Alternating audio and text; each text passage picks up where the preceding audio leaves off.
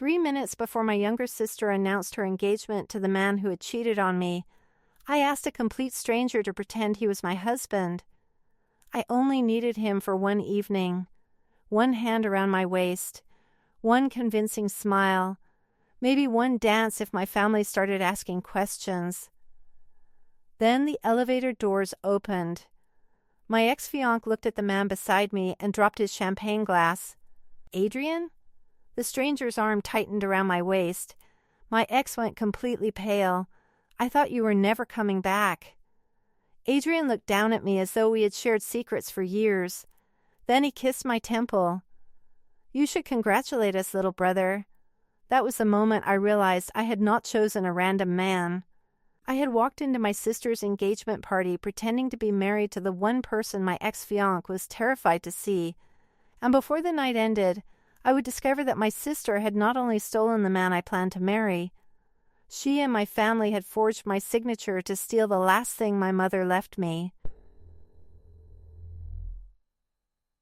My name is Elena Vale. I was 38 years old when my younger sister Sophia became engaged to Marcus Cross. Marcus had once been my fiancé. He had proposed to me beside the lake at Rosewood House, the estate my mother had loved more than any other place in the world. For nearly 2 years I believed we were planning a marriage. In reality, Marcus had been sleeping with Sophia while I was caring for our mother during the final months of her illness. I discovered the affair 6 weeks after my mother died. Sophia cried when I confronted her. Marcus said it had happened because I had become emotionally unavailable. My father called it an unfortunate situation. He told me people made mistakes when they were grieving. Then he asked me not to damage the family's reputation by speaking publicly. 4 months later, Marcus and Sophia announced that they were together. Everyone behaved as though enough time had passed to transform betrayal into romance. My father accepted Marcus back into the family business.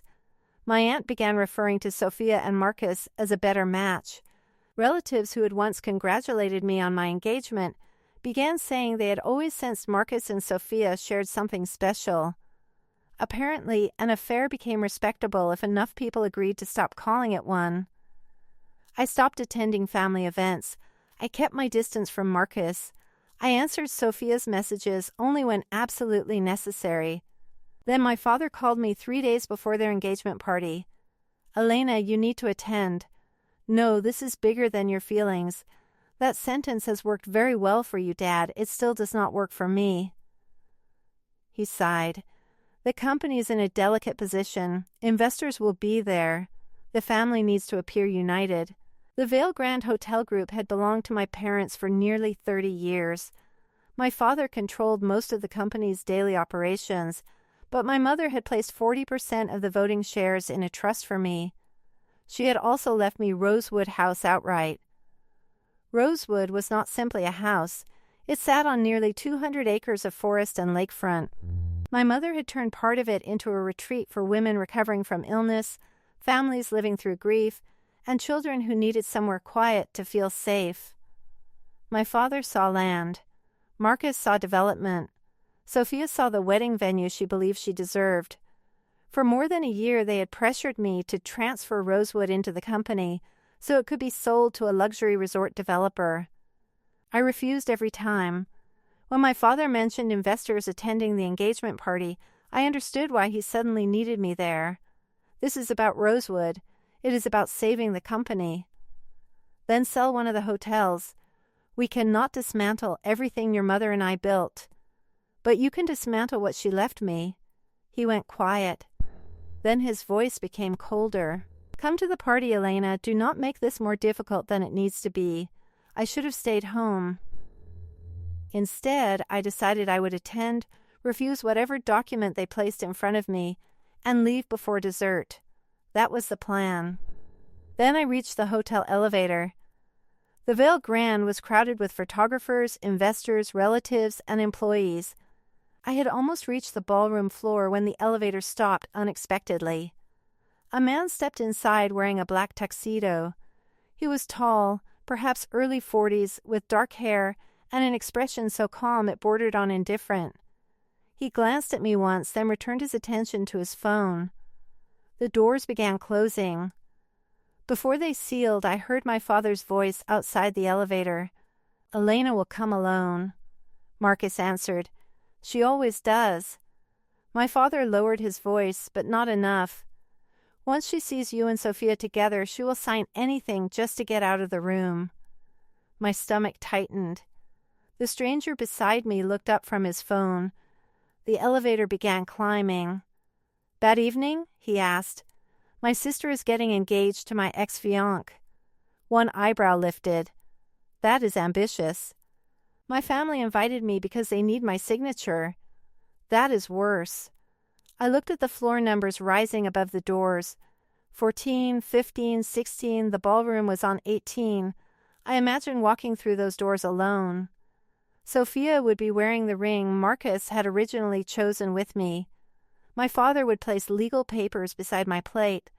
Marcus would smile like he had won twice. An idea entered my mind. It was desperate, reckless, and completely unlike me. I turned toward the stranger. "Are you married?" "No, would you like to be?" His phone lowered slowly.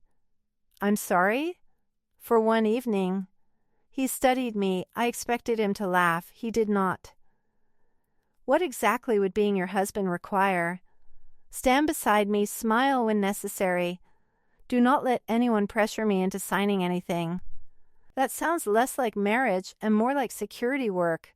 I cannot pay you." That was not my concern. The elevator passed the 17th floor. I removed the gold ring I wore on a chain around my neck. It had belonged to my mother.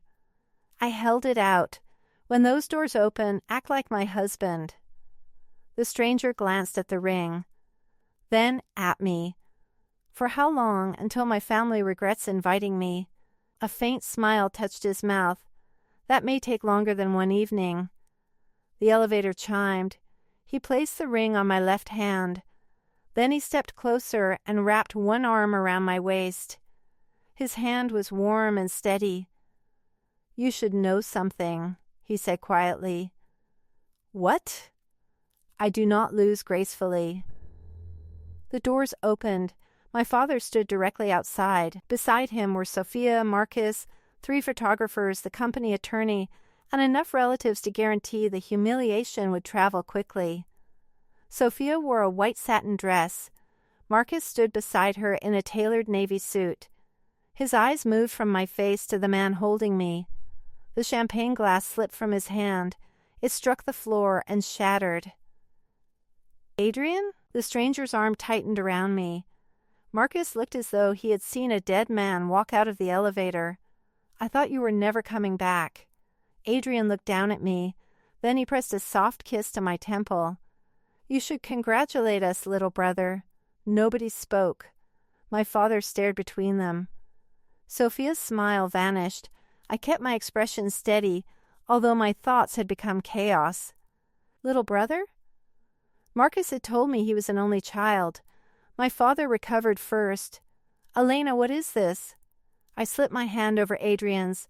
"My husband." Sophia actually laughed, not because she found it funny, because she thought it had to be impossible. "You are married?" "Yes to him?" Adrian looked at her. "Is there a problem?" Marcus stepped forward. "Adrian, what are you doing here?" "Attending a family celebration." "You are not family." Adrian's expression changed by less than an inch. "I was not speaking about you." The photographers had begun taking pictures. My father noticed immediately. His public smile returned. "Everyone is waiting inside." "We can discuss this privately later." "No," I said. "I think everyone has had enough private discussions about my life." Adrian glanced at me. For the first time I saw real interest in his eyes. We entered the ballroom together. Whispers followed us from the doorway to the front table. My relatives stared openly. Sophia's friends looked between Adrian and Marcus, already sensing that the engagement party had become something more interesting. My father placed Adrian and me at the same table as Sophia and Marcus. He probably believed keeping us close would allow him to control the situation. It had the opposite effect.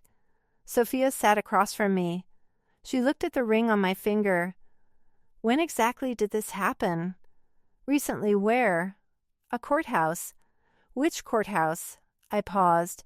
Adrian answered, Lakeside County. Sophia narrowed her eyes. How did you meet? Adrian looked at me. In an elevator. I nearly choked on my water. He continued smoothly. She walked in, looked at me, and decided I was exactly what she needed. Sophia's smile sharpened. That sounds romantic. It was not, I said. He was unbearable. Adrian placed his hand over mine. She proposed anyway. Several people at the table laughed. Marcus did not. His jaw had remained tight since we entered. He leaned forward. What does Elena call you when you are alone? The question was meant to embarrass me. Adrian turned toward me. Careful, he murmured. Your answer may damage my reputation. I looked directly at Marcus. Husband, Marcus gripped his napkin beneath the table. Dinner continued, but nobody cared about the food. Every question became a test. Where did we live? Why had I told nobody? Who proposed? What was our first trip together? Adrian answered without hesitation. When our stories almost contradicted each other, he turned the mistake into a private joke. He was disturbingly good at pretending. More disturbingly, he never spoke over me. When my father asked why I had hidden the marriage, Adrian waited for me to answer. When Marcus challenged my decisions, Adrian did not defend me until I asked. He behaved less like a controlling husband than the men in my actual family did. Halfway through dinner, Sophia raised her champagne glass. To Elena and her mysterious marriage. People lifted their glasses. Sophia continued. A wedding with no photographs, no witnesses, and no family sounds more like a fantasy. Marcus smiled. Anyone can wear a ring.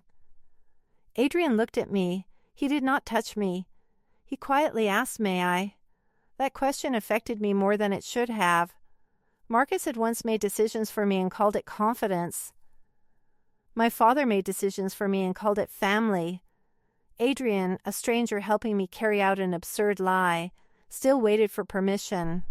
I looked at Sophia wearing the engagement ring Marcus had once chosen while holding my hand. Then I looked at Marcus. Make them regret asking.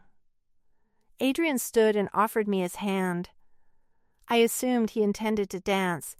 Instead, he drew me gently toward him. His other hand settled at my waist. Then he kissed me. It was not brief.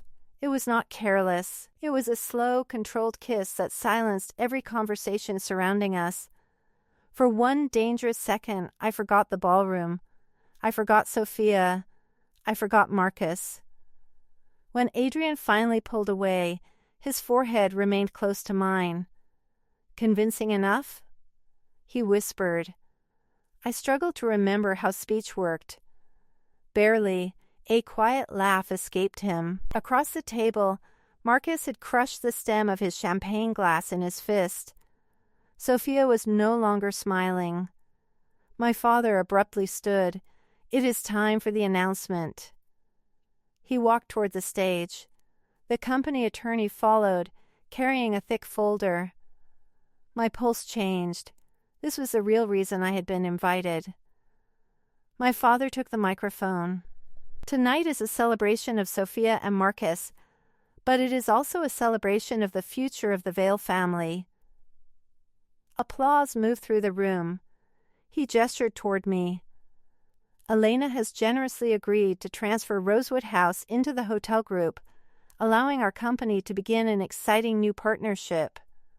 The room applauded again. I had agreed to nothing. The attorney approached our table and placed the folder in front of me. A pen rested on top.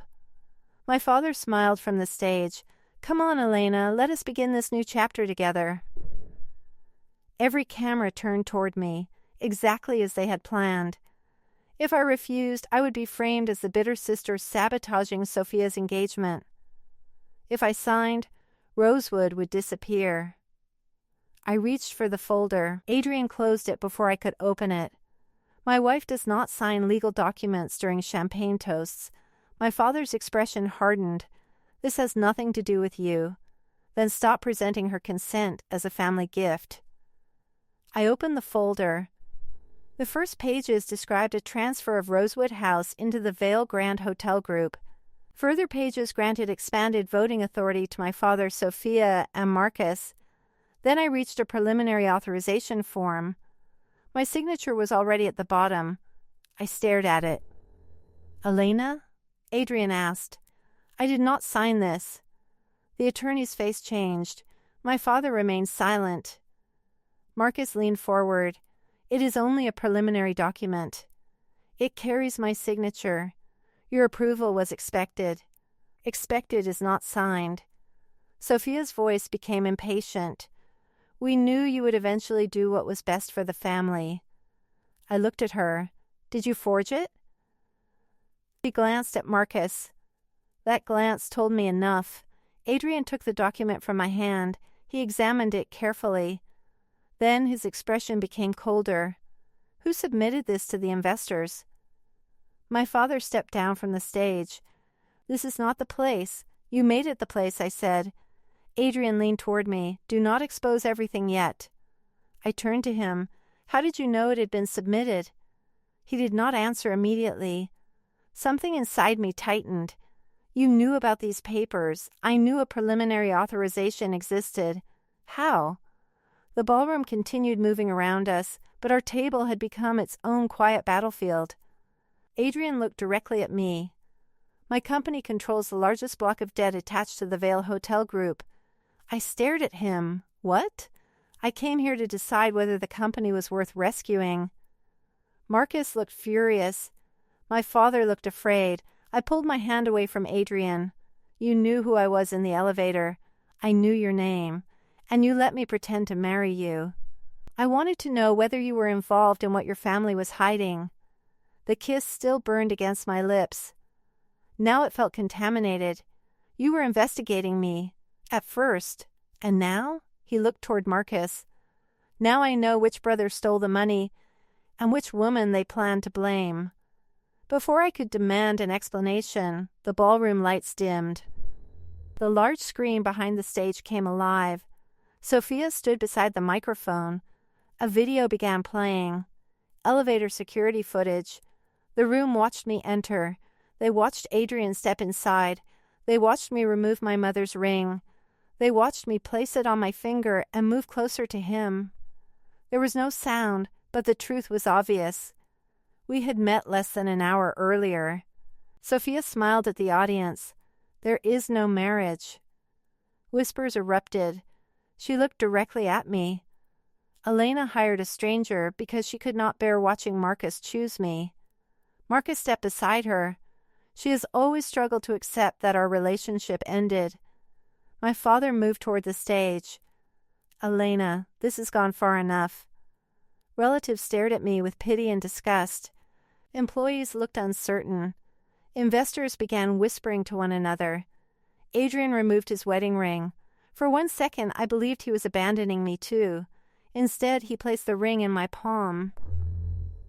"The lie protected you for 1 hour," he said quietly. "Your truth can protect you for the rest of your life." Then he handed me the microphone. I walked onto the stage alone. Sophia watched me with the same expression she had worn after telling me about the affair. A mixture of guilt and triumph. I looked across the ballroom. Adrian and I met in that elevator tonight. Sophia's smile widened. I continued. I asked him to pretend to be my husband. The whispers grew louder. I lied because this family accepted my marriage to a stranger in less than 1 minute.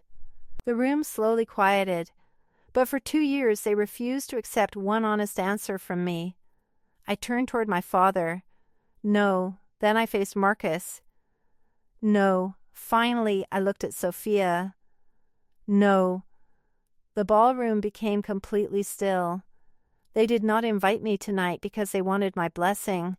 They invited me because they needed my signature. I connected my phone to the ballroom screen. The forged transfer document appeared behind me. This document has already been shown to investors. The signature is not mine. My father stepped forward. Elena, stop. I ignored him. The next image appeared. A message from Marcus to Sophia. Once the cameras are on her, she will not refuse without looking jealous. Another message followed. Her mother left the property to the wrong daughter. After tonight, it will not matter. Sophia went pale. I displayed bank records Adrian had quietly sent to my phone minutes earlier. Hotel money had paid for the apartment where Marcus and Sophia conducted their affair. Company funds had purchased jewelry, vacations, and consulting services that never existed. Then I displayed the message that hurt the most.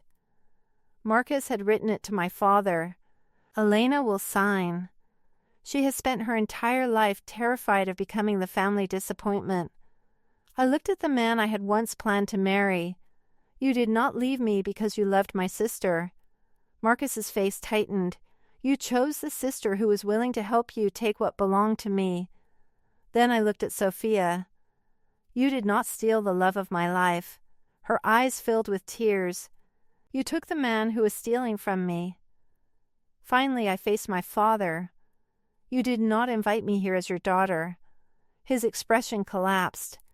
You invited me because a dead woman left me the one signature you could not control. Nobody moved. Marcus recovered first. He pointed toward hotel security. Remove her. The guards hesitated. Adrian stepped forward. No security officer employed by this hotel will touch Miss Vale. Marcus laughed bitterly. This is not your company. Adrian looked at him. No. Then his voice became colder. It is the company that owes mine $42 million. The room erupted. My father stared at him. Adrian continued. Grayson Capital acquired the controlling debt position at 9 o'clock this morning. Marcus stepped back. Adrian addressed the investors. The proposed rescue transaction is suspended pending a full independent audit. The forged authorization invalidates the Rosewood transfer. Employee payroll will remain protected during restructuring. He turned toward Marcus. You were terminated from every Grayson-controlled entity effective immediately. Marcus's face lost all color. Then Adrian looked toward my father. Executive control of the Vale Group will be reviewed by the board tomorrow morning. My father seemed to age in front of me. Sophia reached for Marcus. He moved away from her. That single movement told her more about their relationship than any speech could. He had wanted access to our family. He had wanted Rosewood.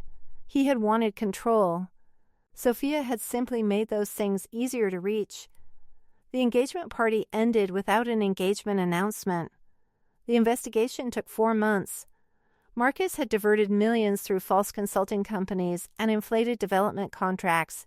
Years earlier, he had also framed Adrian for financial misconduct inside their father's business. Adrian had left rather than remain trapped in a family determined to believe Marcus. He rebuilt his life overseas and returned only after discovering Marcus was repeating the same pattern inside the Vale Company. Sophia claimed she had known nothing about the missing money. That was partly true.